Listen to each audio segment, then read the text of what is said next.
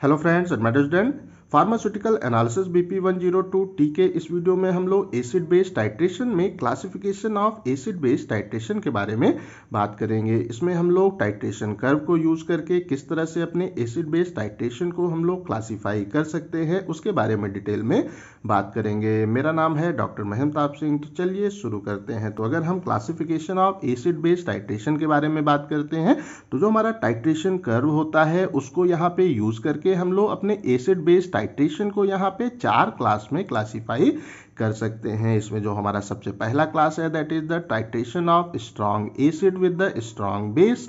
जो हमारा दूसरा क्लास है that is the titration of strong acid with the weak base. इसमें हमारा तीसरा है titration of weak acid with the strong base. और इसमें जो हमारा अंतिम है that is the titration of weak acid with the weak base. तो इस कंडीशन में अगर हम लोग बात करते हैं कि हम लोग जो टाइट्रेशन कर्व है उसको यूज करके हम लोग इन 4 क्लास में अपने एसिड बेस टाइट्रेशन को क्लासीफाई कर सकते हैं। तो इस वीडियो में हम लोग एक एक करके इनके बारे में डिटेल में बात करेंगे। तो ये वीडियो हमारा थोड़ा सा लंबा होने वाला है, तो आप लोग इसको लास्ट तक देखते रहिएगा। कॉन्सेप्ट आप लोगों को अच्छे से क्लियर हो जाएगा। तो इसको स्टार्ट करने से पहले हम लोग यहाँ पे ये देख लेते हैं कि हमारे स्ट्रॉन्ग एसिड और स्ट्रॉन्ग बेस क्या होते हैं या वीक एसिड और वीक बेस हमारे क्या होते हैं। तो आइए हम लोग यहाँ पे इसको देख लेते हैं। अगर हम लोग स्ट्रॉन्ग एसिड के बारे में बात करते हैं तो जो हमारे स्ट्रॉन्ग एसिड होते हैं वो हमारे वो एसिड होते हैं वो जो कि हमारे एक्वस सोल्यूशन में कंप्लीटली डिसोसिएट हो जाते हैं या कंप्लीटली आयोनाइज हो जाते हैं। तो हम लोग आसान तरीके से कह सकते हैं कि हमारा स्ट्रॉन्ग एसिड यहाँ पे वो एसिड होगा जिसको जब हम लोग एक्वस उसका सोल्यूशन प्रिपेयर करें तो उसमें जितना भी हमारा एसिड है वो कंप्लीटली वहाँ पे 100% वहाँ पे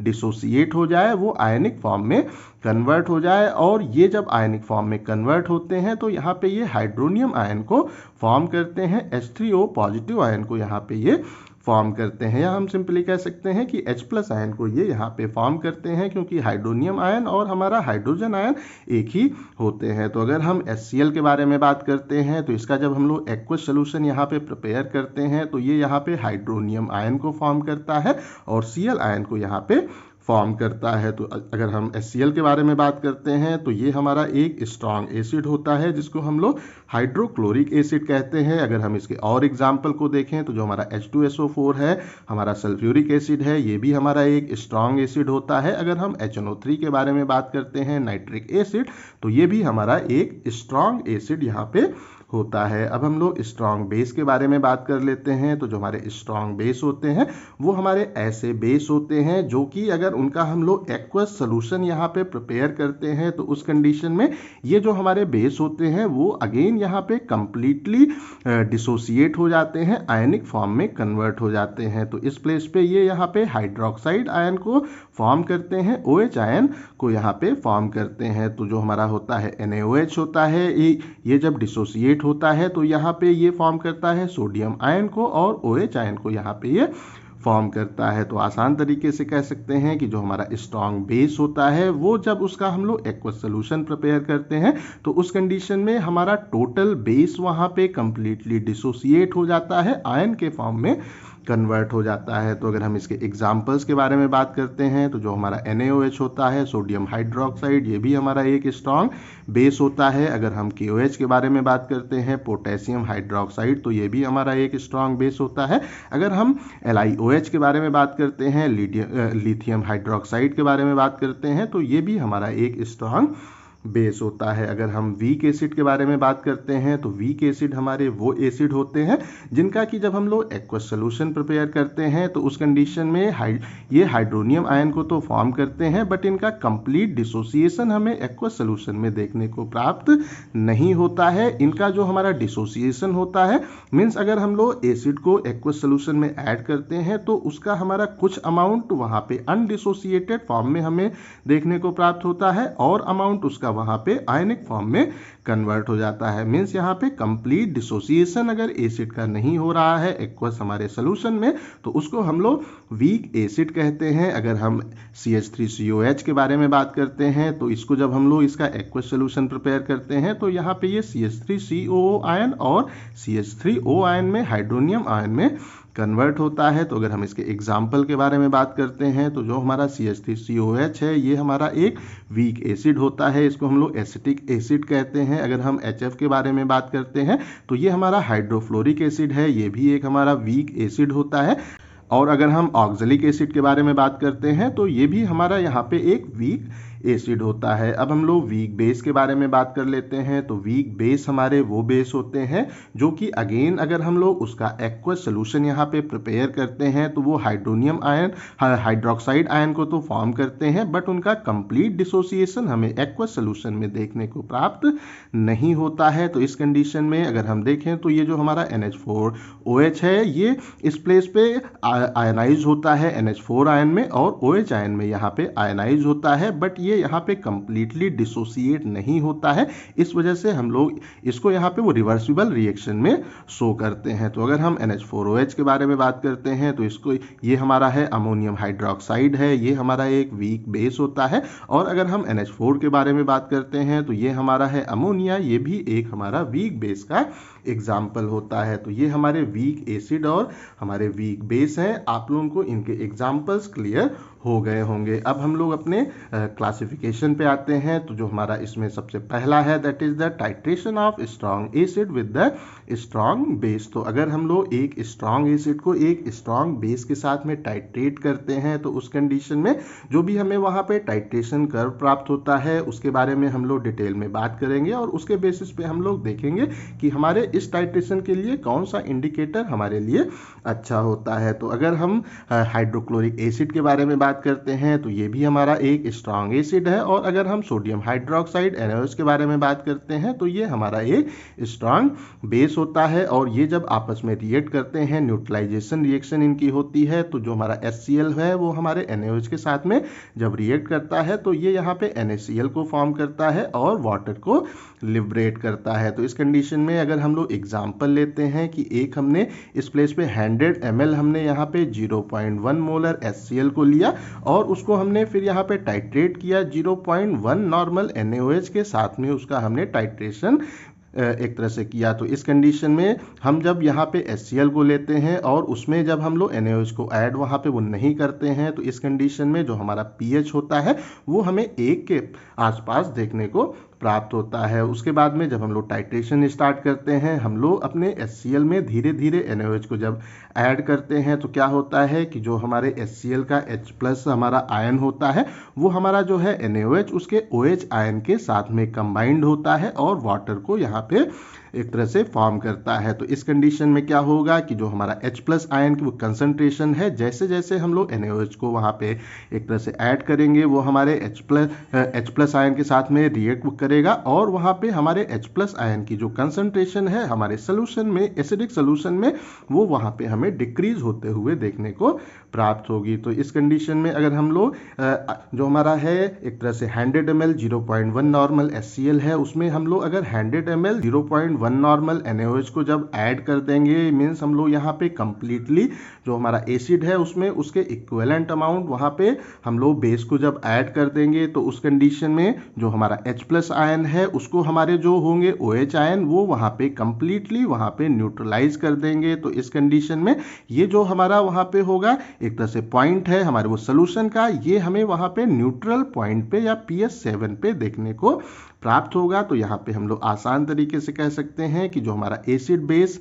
अगर हमारा स्ट्रांग है तो उस कंडीशन में जो हमारा इक्विवेलेंस हमारा पॉइंट होता है, या सिंपली हम लोग अपने acid base strong acid base titration का जो हमारा एंड पॉइंट होता है वो हमें वहाँ पे pH 7 पे देखने को प्राप्त होगा। मीन्स यहाँ पे हमारा जो एंड पॉइंट आएगा वो हमारे pH 7 पे एक न्यूट्रल pH पे हमें देखने को प्राप्त होगा।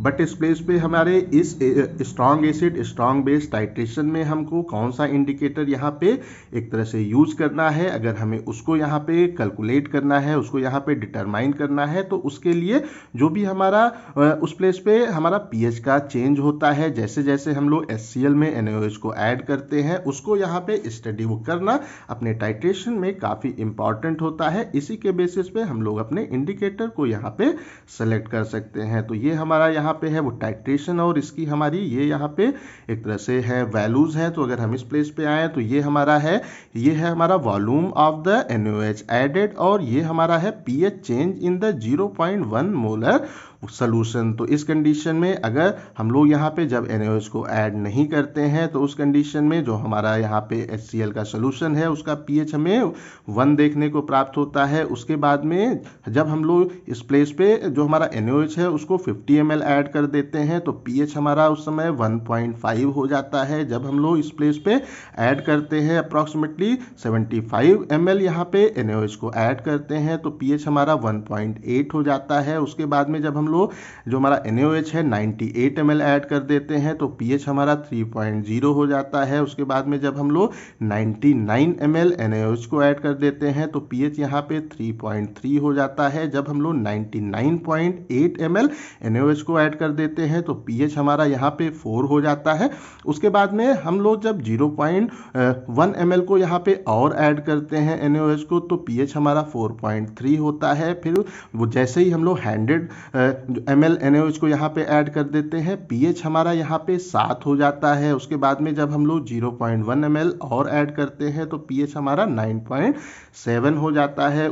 0.1 ml और ऐड करते हैं तो pH हमारा यहाँ पे 10 हो जाता है। उसके बाद में जब हम लोग 1 ml इसमें और ऐड कर देते हैं तो pH हमारा 10.4 होता है। उसके बाद में जब हम लोग यहाँ पे ऐड करते हैं वो 10 ml ऐड करते हैं तो उस कंडीशन में जो हमारा pH है वो हमारा 10 हो जाता है 7 हो जाता है। जब हम लोग इसमें जो है 150 ml ऐड एक तरह से कर देते हैं तो pH हमारा 12.3 हो जाता है। और जब हम लोग इसमें जो हमारा NaOH है उसको टोटल 200 ml ऐड कर देते हैं तो pH यहाँ पे 12.5 हमें देखने को प्राप्त होता है। तो अगर हम ये हमारी जो यहाँ पे रीडिंग है अगर हम लोग इनके थ्रू यहाँ पे एक यहाँ ग्राफ को प्रिपेयर करते हैं तो हमें यहाँ पे ये देखने को प्राप्त होता है कि जो हमारा यहाँ पे शार्प pH में चेंज हो रहा है वो हमें अप्रॉक्सीमेटली 4.3 से 9.7 pH पे हमें एक शार्प pH में चेंज देखने को प्राप्त हो रहा है। और जो हमारा इंडिकेटर है वो अगर इस pH रेंज में अगर वो अपने कलर को चेंज करता है तो उस कंडीशन में वो हमारे लिए काफ़ी अच्छा होगा। तो इस कंडीशन में अगर हम लोग ये जो हमारा यहाँ पे रीडिंग है उसके बारे में बात करते हैं तो इस कंडीशन में हम लोग यहाँ पे एक तरह से कह सकते हैं कि जो हमारा यहाँ पे pH में एक वेरी शार्प चेंज हमें देखने को प्राप्त हो रहा है वो हमें यहाँ पे 4.3 जो हमारा pH है वो हमें यहाँ पे 99.9 ml पे देखने को प्राप्त हो रहा है। और उसके बाद में जो हमारा है अगला दैट इज द 9.7 वो हमारा यहाँ पे 100.1 ml ऐड करने पे प्राप्त हो रहा है। तो आइए इसमें अगेन हम लोग यहाँ पे देख लेते हैं। तो हम लोग इस प्लेस पे जब यहाँ पे 99.9 ml NaOH को ऐड करते हैं तो pH हमारा 4.3 होता है। और हम जैसे ही 100 यहाँ पे करते हैं वो अचानक हमारा pH यहाँ पे 7 हो जाता है। और उसके बाद में 0.1 ml जैसे ही हम लोग ऐड करते हैं pH हमारा अगेन काफ़ी तेज़ी से चेंज होता है और 9.7 हो जाता है। तो इस कंडीशन में ऐसा इंडिकेटर जो हमारे इस एक तरह से हम कह सकते हैं वो pH वो रेंज के बीच में अपने कलर को चेंज करता है उसको हम लोग आसानी से इसमें यूज कर सकते हैं। तो इस कंडीशन में हम लोग आसान तरीके से ये कह सकते हैं कि जो हमारा होता है एक तरह से हमारा होता है इन्फ्लेशन रेट होता है हमारे यहाँ पे pH का वो हमारा 4.3 से 9.7 के बीच में यहाँ पे होता है। तो हमारा एक तरह से कोई भी ऐसा इंडिकेटर जिसका कि जो pH रेंज है वो इसके बीच में होता है वो उसको हम लोग अपने इस टाइट्रेशन में strong acid strong base titration में आसानी से यूज कर सकते हैं। तो जो हमारा होता है एक तरह से हमारा है फिनोल्फ्थालीन है या हमारा होता है मेथिल ऑरेंज ये दोनों हमारे ऐसे इंडिकेटर्स होते हैं जिनको हम लोग अपने इस टाइट्रेशन में यहाँ पे यूज कर सकते हैं। अगर हम वहाँ पे 0.1 जो हमारा मोलर HCl है उसको 0.1 नॉर्मल NaOH से अगर टाइट्रेट करते हैं अगर यहाँ पे हम लोग कंसंट्रेशन को यहाँ पे हम चेंज करते हैं 0.01 पे अगर हम लोग मोलर वो सोल्यूशन को प्रिपेयर करते हैं तो उस कंडीशन में जो हमारा यहाँ पे होता है इन्फ्लेक्शन रेंज होता है वो हमारा 5.5 से 8.5 के बीच में होता है। और इस कंडीशन में जो हमारा होता है फिनॉल रेट वो एक काफ़ी अच्छा इंडिकेटर होता है। इस कंसंट्रेशन में 0.01 मोलर कंसंट्रेशन में हम यहाँ पे फिनॉल रेड को अधिकतर यूज करते हैं। तो यहाँ पे एक चीज़ आप लोगों को और क्लियर कर देता हूँ, जो हमारा होता है एक तरह से इन्फ्लेशन रेंज होता है, अगर हम उसके बारे में बात करते हैं तो ये हमारी यहाँ पे वो रेंज होती है जिस पे हमारा जो पीएच का चेंज है वो हमें स्ट्रेट लाइन में, अप्रॉक्सीमेटली स्ट्रेट लाइन में तेजी से पीएच चेंज होता हुआ देखने को प्राप्त होता है। उसको हम लोग अपने एसिड बेस टाइट्रेशन का इन्फ्लेशन रेंज वहाँ पे कहते हैं। अब हम लोग अपने दूसरे टाइट्रेशन के बारे में बात कर लेते हैं। ये हमारा है titration of strong acid with weak base. तो इस प्लेस पे हम लोग स्ट्रॉन्ग एसिड को एक वीक बेस के साथ में टाइट्रेट करते हैं। तो आइए इसको हम लोग देख लेते हैं। तो अगर हम लोग यहाँ पे जो हमारा है एक्वस हमारा अमोनिया है, उसका यहाँ पे एक वो सोल्यूशन यूज करते हैं जो कि एक हमारा वीक बेस कहलाता है। और अगर हम लोग स्ट्रॉन्ग एसिड के प्लेस पे यहाँ पे HCl को अगर यूज करते हैं और इन दोनों के बीच में अगर हम लोग टाइट्रेशन को करते हैं तो जो हमारी रिएक्शन है वो क्या होती है, ये हमारी है दैट इज द NH4OH। जब हमारे HCl के साथ में रिएक्ट करता है तो ये यहाँ पे NH4Cl को फॉर्म करता है और यहाँ पे एक वाटर का मॉलिक्यूल यहाँ पे होता है, लिबरेट होता है। तो इस प्लेस पे जब हमारा जो स्ट्रॉन्ग एसिड होता है उसको जब हम लोग स्ट्रॉन्ग जो हमारा वीक बेस है उसके साथ में जब वो रिएक्ट करता है तो उस कंडीशन में वो वहाँ पे सॉल्ट को यहाँ पे फॉर्म करता है। और इस कंडीशन में यहाँ पे हमारा जो सॉल्ट फॉर्म होता है उसकी हमें हाइड्रोलिसिस देखने को प्राप्त होती है वाटर के कांटेक्ट में। तो इस कंडीशन में जो हमारा होता है salt that is NH4 ion, ये जब हमारे H2 के साथ में रिएक्ट करता है इसका जब हाइड्रोलिसिस यहाँ पे होता है तो ये यहाँ पे NH4OH को फॉर्म करता है और ये यहाँ पे हमारा गलती से HCl हो गया है, ये हमारा H+ आयन को यहाँ पे फॉर्म करता है। तो इस कंडीशन में जब हमारी हाइड्रोलिसिस होती है हमारे यहाँ पे साल्ट की, तो उस कंडीशन में यहाँ पे H+ आयन हमारा फॉर्म होता है जिससे कि जो भी हमारा वहाँ पे होता है एक तरह से वो pH होता है हमारे वो सोल्यूशन का एट द इक्विलिब्रियम जो हमारा पॉइंट है उस प्लेस पे, वो हमें वहाँ पे जो हमारा pH 7 है उससे कम pH पे या एसिडिक साइड में हमें देखने को प्राप्त होता है। क्योंकि H+ आयन की जो हमारी कंसंट्रेशन है वो जब हमारे साल्ट की हाइड्रोलिसिस होती है तो उस कंडीशन में H+ आयन की कंसंट्रेशन हमें बढ़ते हुए देखने को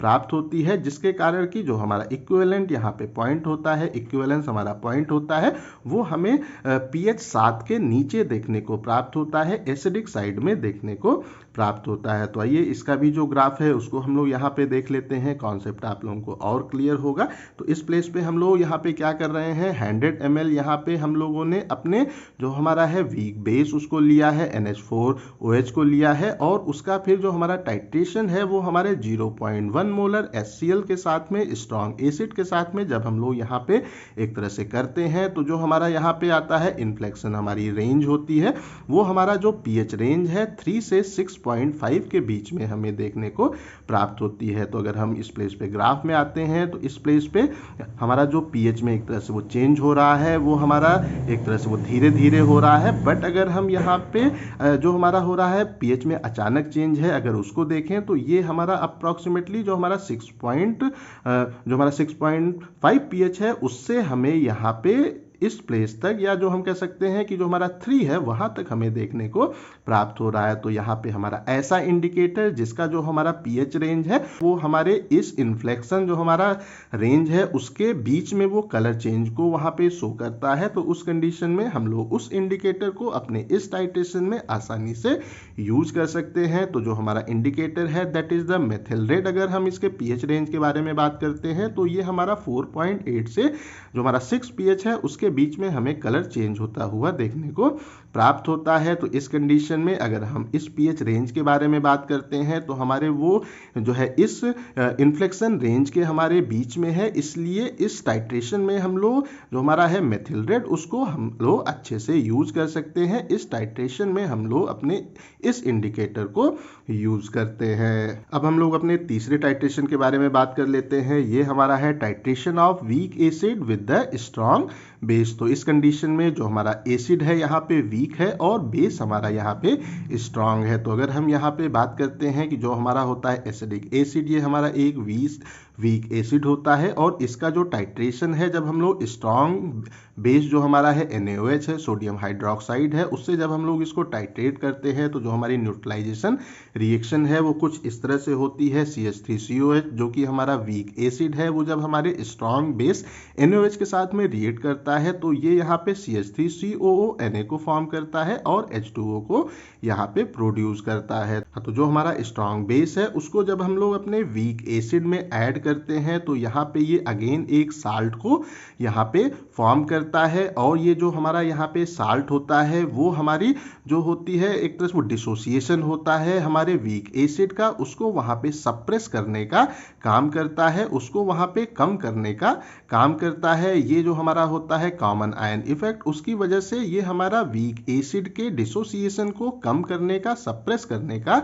यहाँ पे काम करता है। तो इस कंडीशन में जो हमारा यहाँ पे वीक एसिड है वो वहाँ पे एक तरह से कम डिसोसिएट होगा, जिसके कारण कि H+ आयन की कंसंट्रेशन हमें अपने जो वहाँ पे हमारा सोल्यूशन है उसमें कम देखने को प्राप्त होगी। और इस कंडीशन में हम ये कह सकते हैं कि जो भी हमारा वहाँ पे pH है वो वहाँ पे इंक्रीज होता हुआ हमें देखने को प्राप्त होगा। जो हमारा वहाँ पे होगा pH वो हमें 7 के ऊपर देखने को प्राप्त होगा। तो ये जो हमारी हाइड्रोलिसिस होती है हमारे यहाँ पे साल्ट की, उसके कारण हमें इस प्लेस पे जो भी हमारा इक्विवेलेंस यहाँ पे पॉइंट आएगा वो हमें अपने 7 pH के ऊपर देखने को प्राप्त होगा, थोड़ा सा बेसिक साइड में हमें देखने को प्राप्त होगा। तो इस प्लेस पे अगर हम इस चीज़ को यहाँ पे मान लेते हैं कि जो हमारा टाइट्रेशन है वो हम लोग यहाँ पे वीक एसिड को यूज कर रहे हैं जो कि हमारा एसिटिक एसिड है 0.1 मोलर, और इस प्लेस पे हम लोग एक स्ट्रांग बेस को यूज कर रहे हैं जो कि हमारा है 0.1 मोलर NaOH। तो हम जब इनको आपस में टाइट्रेट करते हैं तो जो हमारा होता है एसिडिक सोल्यूशन, उसका जो हमारा pH में चेंज होता है, आइए उसको हम लोग देख लेते हैं। तो इस प्लेस पे है हमारा volume of the NaOH added और इस प्लेस पे है हमारा pH change in the 0.1 molar acidic solution. तो इस प्लेस पे जो हमारा एसिडिक सोल्यूशन होता है उसका जो हमारा इनिशियल pH है वो हमारा 2.9 के आसपास होता है।